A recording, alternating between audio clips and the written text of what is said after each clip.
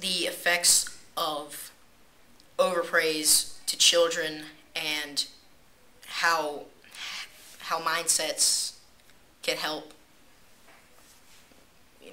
overcome the constant telling you're smart. Or I mean, even if it could also be, the opposite. You could tell yourself, or somebody could tell you that nobody would tell you this, but you're just dumb, or you just can't get smarter. You could tell yourself that, but no, it's unlikely somebody else would tell you that. But having a growth mindset, it can work in two ways. You can either learn that you're not at a fixed smart rate, that you can get smarter, or you're not at a fixed, dumb rate, you can get smarter. So.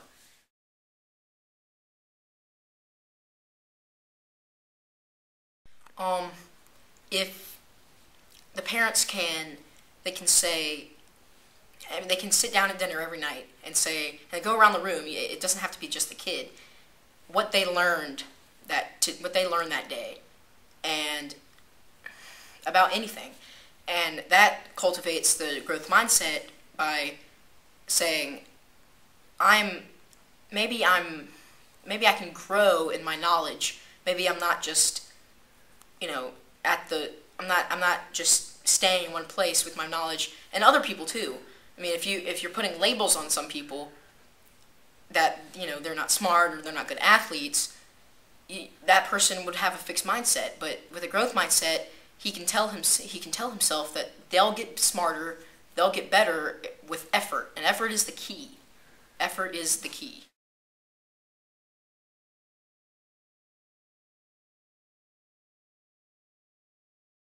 I like how it says in the thing how babies are dumb, quote unquote, but they just haven't learned a language yet.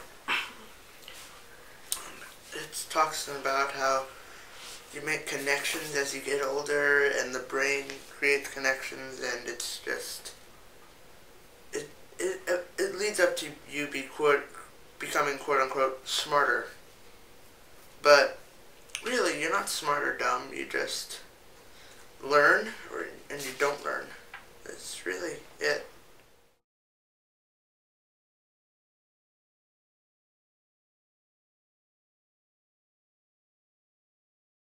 Okay, well, when I think of the article, I thought it was a really good comparison, because I didn't really know much about the brain before I started doing the course and read the article, and I like how it compares it to a muscle, because everyone knows your muscles grow, and when you work it, they get stronger, and when you don't, they're not as strong.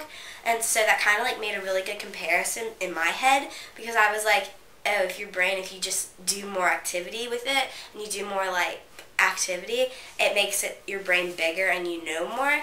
And I thought that was a really cool comparison. So I thought I got a good idea of that.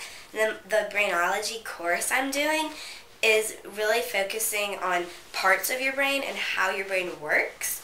And I've been through 2 sections so far. It's really helpful because I've gotten a lot of information on it, and all the frontal lobe and every section in there, and which sections work, and which section you would do for your sight, and how your brain transfers information, and how if you touch something hot, how the neurons would send a message back to pull your finger away.